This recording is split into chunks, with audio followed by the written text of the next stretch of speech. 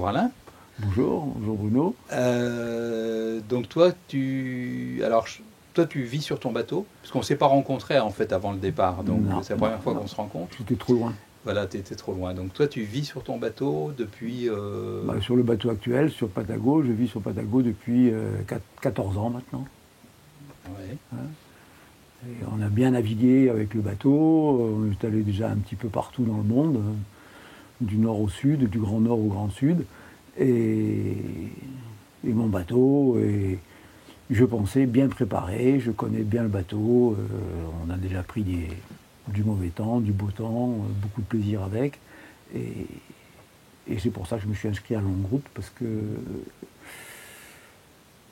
c'était la longue route, c'était un petit peu l'apothéose de toutes mes années de navigation, quoi. C'était, voilà pourquoi.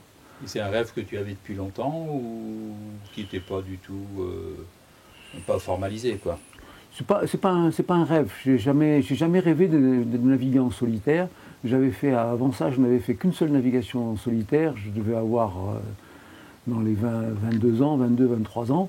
Et c'était justement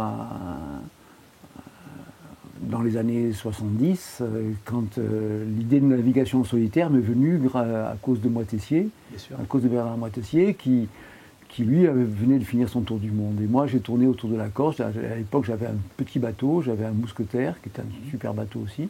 Et j'ai tourné autour de la Corse en solitaire pendant quelques jours, jusqu'à ce que je commence à parler seul, à me dire que vraiment c'était pas un truc pour moi, quoi. J'étais pas adapté à ça, je manquais de compagnie, surtout à 20 ans. Bien sûr. Voilà.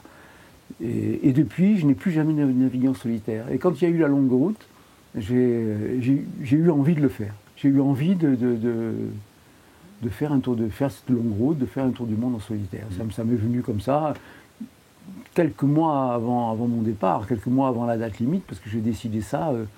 La date limite était fin février, et je crois que je me suis inscrit, je crois que j'ai envoyé un mail à Olivier Merbeau en disant OK, on devait être le 25 février, je crois, un truc comme ça. Oui, d'accord. Hein, je dois être le dernier inscrit, je crois. D'accord. Voilà. Et donc Patago, tu peux nous parler un peu de Patago? Patago, c'est un bateau en aluminium de 50 pieds. Sa particularité, c'est que c'est un bateau à quille relevable. Ce n'est pas un dériveur, c'est un quille relevable. La différence entre le quille relevable et le dériveur, la quille fait le lest du bateau. Le lest du bateau est dans la quille. Alors qu'un dériveur, le lest est à l'intérieur de la coque. Oui, oui, oui. Voilà. Le bateau navigue avec 3 mètres de tirant d'eau. Okay. On peut relever la quille, on le fait, on relève la quille pour entrer dans des ports, pour aller s'échouer. C'est très pratique pour ça, c'est très agréable pour ça. Mais c'est un quillard avec 3 mètres de tirant d'eau. Okay. C'est un très bon équilibre sous voile qui marche très bien, aussi bien au près qu'au portant. C'est un bateau qui est très large. Il est en aluminium, je ne sais pas si je l'ai dit, c'est également une caractéristique de ce bateau. Okay. Et j'en suis très content, très heureux. Voilà. D'accord. Donc là, tu es parti sur cette longue route. Tu n'es pas parti d'un port de France. En fait, tu as remonté jusqu'au 45e nord pour prendre le départ. Voilà, au départ, j'avais l'intention pour moi, c'est un pèlerinage nautique que je voulais faire. Donc j'avais l'intention de suivre au plus près la route de Bernard Moitessier. Et j'avais l'intention de partir en Angleterre. Oui. Mais en fait, les vents étant contraires, c'est pas que j'ai pas réussi à remonter, mais c'est que j'en ai eu marre de remonter vers le nord. Et j'ai décidé, comme c'était vraiment fatigant, surtout qu'après j'allais le continuer j'avais tout le reste du monde à faire en solitaire, j'ai décidé de raccourcir. Donc dès que j'ai passé le parallèle 45 nord, oui. J'ai choqué les écoutes, fait demi-tour et cap au sud. J'ai fait une photo de l'écran de l'ordinateur pour bien prouver à l'organisation que j'avais passé le 45 nord. Voilà. Et je suis reparti au sud immédiatement. D'accord. Et donc la navigation, la descente de l'Atlantique, comment ça s'est passé? Donc, au départ, il y avait un petit peu de vent. Quand j'ai choqué les écoutes, on est redescendu très, très rapidement.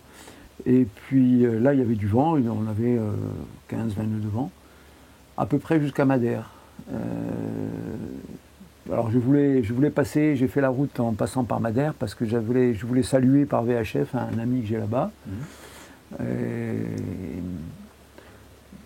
Malheureusement, je ne l'ai pas vu parce que lui il m'attendait beaucoup plus tard et je suis passé trop vite. Alors, il est monté sur le sommet de Porto Santo avec une VHF pour m'appeler. Moi, j'étais déjà hors de portée, on n'a même pas pu se parler.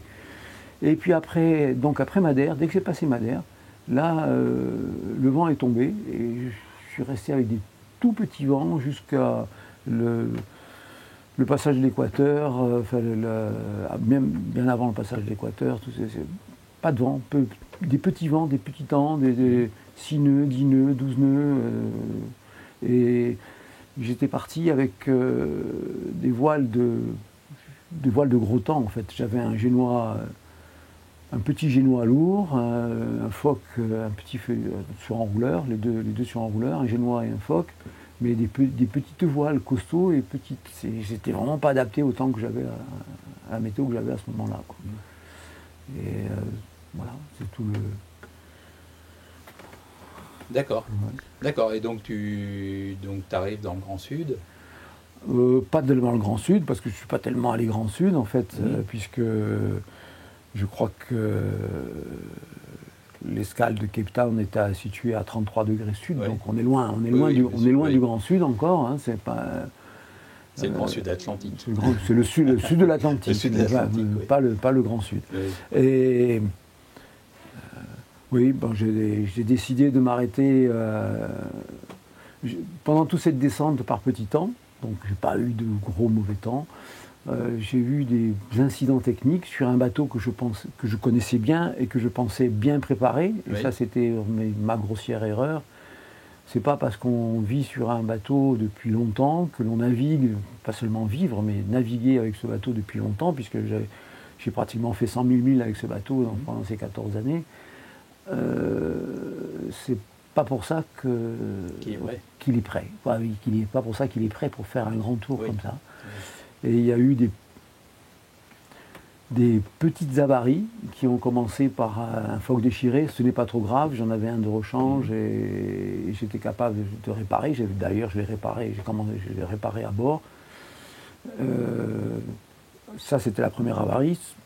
Ça m'a contrarié, mais enfin, ça allait. La deuxième avarie a été plus grave parce que c'était carrément un début d'incendie à bord du bateau. Ah oui. C'est-à-dire que j'ai entendu une alarme. J'ai pensé que c'était d'abord l'alarme du pilote automatique, un bip bip bip là, le pilote automatique. Ce n'était pas ça. Le pilote il était bien. J'ai pensé à l'alarme du baromètre, puisque s'il y a une chute de pression de plus de 3 millibars en une heure, le baromètre donne une alarme. Ce n'était pas ça non plus, le baromètre était stable. Et puis quand j'étais en train de regarder le baromètre et encore en train d'essayer de comprendre, j'ai senti une odeur de brûlé. Ah oui. Et alors là, ça m'a fait peur. Je ne voyais rien. J'ai senti une odeur de brûlé.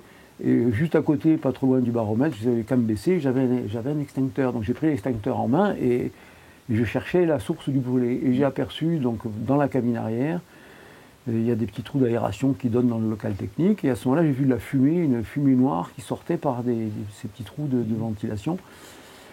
Et là, j'ai eu un gros dilemme. Il y a un regard, il y a une porte qui s'ouvre là. Et est-ce que j'ouvre la porte ou pas? Si j'ouvre la porte, je fais un appel d'air. Si je fais un appel d'air, ça augmente l'incendie. J'ai hésité quelques secondes et puis je voyais rien, je voyais pas de rouge, donc je me suis dit il n'y a pas de flamme, donc j'ai ouvert la porte et là j'ai tout de suite compris, j'avais le régulateur de l'éolienne qui avait explosé. D'accord. Avec un composant à l'intérieur qui avait lui-même explosé. Ah oui. Donc la solution était très simple, couper toutes les batteries, vérifier si... Bon, tout de suite plus de fumée, donc le problème était réglé. Mais donc le problème technique était réglé partiellement, mais moi j'ai eu quand même un problème psychologique parce que ça m'a vraiment filé un choc, quoi. J'ai vraiment eu peur. Là, j'ai vraiment eu peur. Ouais. C'est vraiment... L'incendie, pour moi, c'est, je pense que pour tous les marins, l'incendie, c'est la plus grande crainte, parce qu'on ne peut pas lutter. Enfin, on ne peut pas lutter. Un incendie qui est pris au départ, ça, oui, mais c'est vraiment craignos, l'incendie. C'est la plus grande crainte. Donc là, c'était fait, mais résultat, j'avais quand même plus d'éoliennes. L'éolienne étant ma plus importante production électrique. D'accord. J'avais quand même, il restait quand même le moteur, un générateur et les panneaux solaires. J'avais au total 4 sources d'énergie. Mais la plus importante et la plus régulière, c'était quand même l'éolienne, surtout dans le Grand Sud, où on espère avoir du vent, quoi. Donc voilà. Ensuite de ça, quelques jours après, j'ai eu une nouvelle avarie avec le pilote un des pilotes électriques qui a commencé à donner des signes de défaillance. Et il ne me restait plus qu'un gros pilote hydraulique, avec une pompe hydraulique. Alors je l'appelle gros pilote, il n'est pas plus gros que les autres, mais il est plus gros consommateur. C'est pour ça qu'il y a le terme gros qui l'accompagne. C'est le plus gros consommateur. Et c'est lui, l'éolienne était là pour lui en fait. Ouais. Voilà. Donc j'avais plus l'éolienne et il ne me restait plus que le gros pilote. Parce qu'il y a une chose que j'ai oublié de dire, c'est que dès le départ, j'avais fait un investissement pour le bateau, un régulateur d'allure neuf, que j'avais installé selon les normes du constructeur, etc. Oui. Et ce régulateur n'a jamais fonctionné. Hein. D'accord.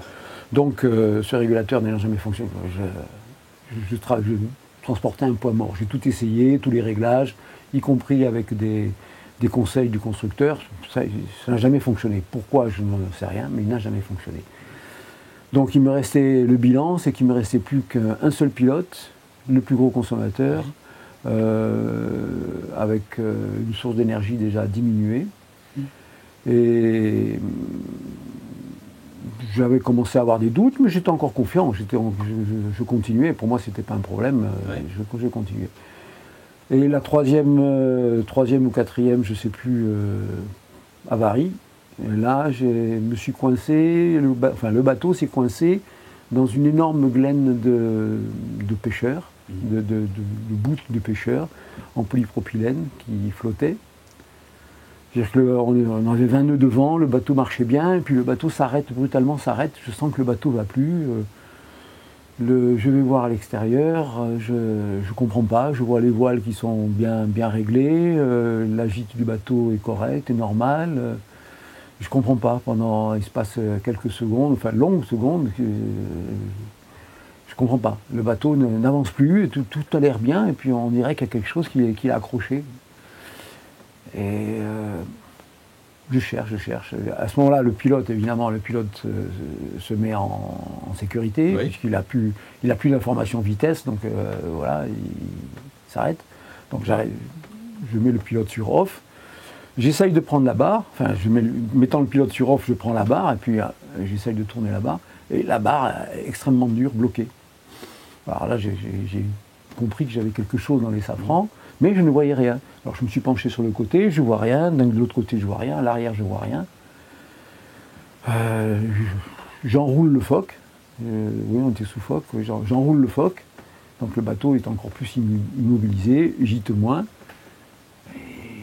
Et pendant ce temps-là, pendant que j'enroule le foc, à la fin de l'enroulage du foc, je vois une grosse masse verte qui, je ne me souviens même plus si elle était verte ou orange, qui se dégage du bateau sur tribord. Et je m'aperçois que c'est un gros bout, enfin un gros rouleau de bout énorme, et avec qui était ficelé avec d'autres petits bouts en polypropylène également qui flottaient et qui traînaient derrière elle, comme une espèce d'énorme méduse qui était là, et ce truc-là était coincé sous le bateau et m'avait arrêté. J'ai eu la chance parce que c'est pas resté accroché sur le bateau. Sans fois que le bateau s'était mis en travers du vent et a dérivé, ce qui fait que ça a dégagé, c'est parti. Très bien, l'avarie était terminée, le bateau en route, je redéroule le foc, je remets le bateau en route, on reprend le cap, je remets le pilote, tout va bien. Mais je savais que ce truc-là avait été coincé sous le bateau, donc j'ai quand même vérifié les safrans. Ce bateau a la particularité d'avoir 3 safrans. Et ce bout était coincé entre mes 3 safrans, en fait. Hein. Donc 3 safrans, ça signifie 3 tubes jaumières. Bien sûr. Et à ce moment-là, je me suis rendu compte que j'avais une petite fuite sur le tube jaumière tribord. D'accord. Et à ce moment-là, j'ai réfléchi longtemps. Voilà, j'ai réfléchi longtemps et j'ai pris la décision de m'arrêter à Cape Town pour réparer. J'étais toujours dans l'esprit de continuer, réparer et continuer. Donc je me suis dirigé sur Cape Town, où on a été très bien accueillis par le capitaine du port, Stephen Bentley, qui est très. Si tous les capitaines de port étaient de la classe de cet homme-là, ce serait magnifique. La plaisance serait. C'est déjà. Dans le mot plaisance, il y a déjà le mot plaisir, mais là ce serait vraiment une jouissance, disons. Et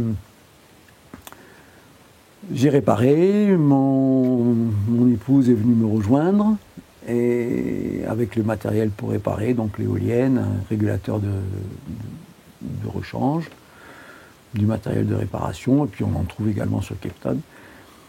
On a réparé le presse-étoupe, on a réparé les toupes du tube jaumière, la jonction, l'étanchéité du tube jaumière. On a tout réparé, on en a profité pour faire réparer le foc. Et puis s'est posé le moment de repartir. Et puis là, je me suis rendu compte que j'avais perdu la foi, quoi. D'accord. J'avais perdu la foi, j'étais parti pour faire un tour sans escale et sans assistance. Et là, j'ai fait escale, j'ai eu une assistance. Mon contrat a été cassé, mon contrat a été rompu. Et voilà, j'ai perdu la foi, j'ai plus envie de repartir. Ça n'avait plus de sens que je reparte. En repartant, bon, il faut dire que j'avais eu aucun contact ni avec l'organisation, ni avec aucun des autres participants. Oui. C'est-à-dire, j'avais pas la motivation de continuer et de retrouver un copain à l'arrivée, quoi. À l'arrivée, moi j'arrivais au Bono. Bono, pour moi, c'est le bout du monde. C'est un endroit que je connais pas. C'est un petit bout de France que je connais mal. La France en général, et puis ce petit bout en particulier. J'avais rien à y faire, quoi. J'avais rien à y faire de particulier. Donc voilà, j'ai décidé d'abandonner. J'ai envoyé un mail en disant que j'arrêtais, et puis voilà, que je repartais vers Sainte-Hélène, et je suis remonté par Sainte-Hélène, le Cap-Vert, voilà. Par contre, je suis venu ce week-end du 21 juin 2018 pour fêter l'arrivée 2019, pardon. Pour fêter l'arrivée de ceux qui ont terminé, et puis même ceux qui ont fait comme moi, qui ont abandonné.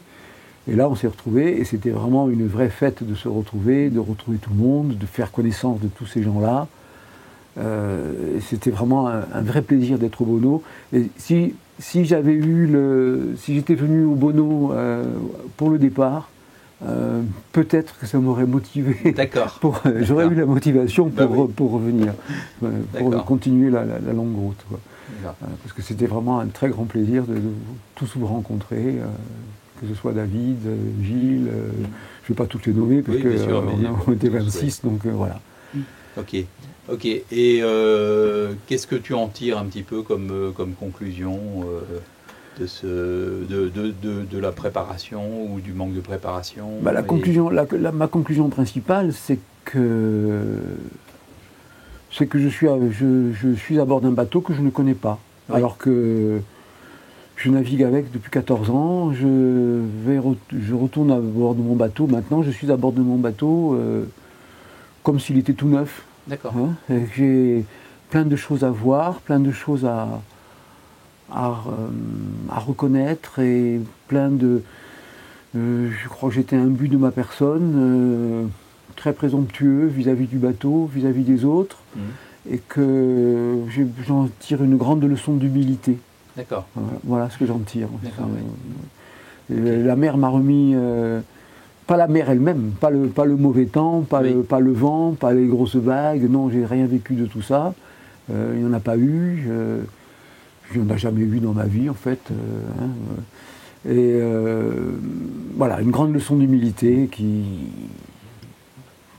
on apprend à tout âge et tout le temps, quoi. J'ai passé le message à un petit jeune qui va partir prochainement, qui a son bateau depuis longtemps, et depuis 3 ans. Pour lui, c'est très, très long, 3 ans.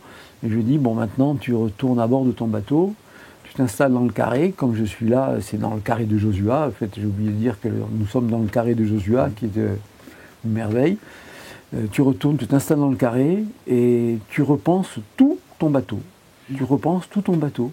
Même, tu commences par l'endroit que tu connais le mieux, que tu penses connaître le mieux, tu y vas, que ce soit la cuisine, le moteur, tes boulons de quille ou ton pied de mât, tu y vas et tu regardes comme si c'était nouveau, comme si c'était un truc que tu venais de recevoir, voilà.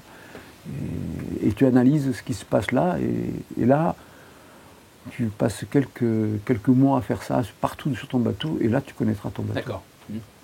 Très bien, oui. Voilà. Et maintenant, tes projets? Mes projets, mon bateau n'est pas au Bono, mon bateau est à Porto Santo, qui est une île, un petit îlot qui est avec un très joli petit port, juste à côté de Madère. Je vais retrouver Patago, et on va rester quelque temps là pour aider à travailler avec un copain sur son propre bateau, peut-être avec d'autres yeux aussi. Et quoique lui, il a des yeux très pointus, l'ami Miguel a des yeux très pointus sur son bateau, c'est beaucoup plus que moi. Et en décembre, on va retraverser, on va retourner aux Antilles, à Saint-Martin. On va passer l'hiver aux Antilles. Et l'été prochain, je pense qu'on va revenir en France et revenir au Bono, en particulier dans le golfe du Morbihan, parce que que je ne connaissais pas et que j'ai envie d'approfondir maintenant. Ça t'a interpellé. Voilà, en fait. C'est vrai que c'est des paysages magnifiques, le golfe du Morbihan. Voilà. Mais après, il y aura d'autres projets plus lointains, plus... Bien sûr. Ok, bah écoute, merci Alain. Bah, merci de ton interview, c'est beau témoignage. Très sympa, et surtout merci de nous avoir fait cette interview. Quand je dis nous, je ne parle pas de moi à la troisième personne, je parle de David et moi, David qui est mon hôte sur son bateau pendant mon séjour au Bono. Merci de nous avoir invités à faire cette interview sur Josua, et merci au musée maritime et à Jeff qui est le capitaine de ce bateau et qui nous a permis cette interview superbe. Voilà. C'est vrai que ça s'est fait comme ça, mais c'est pas l'interview superbe, l'interview dans ce lieu superbe. Oui, bien sûr. Et historique. Voilà. Ok, merci Alain. Merci.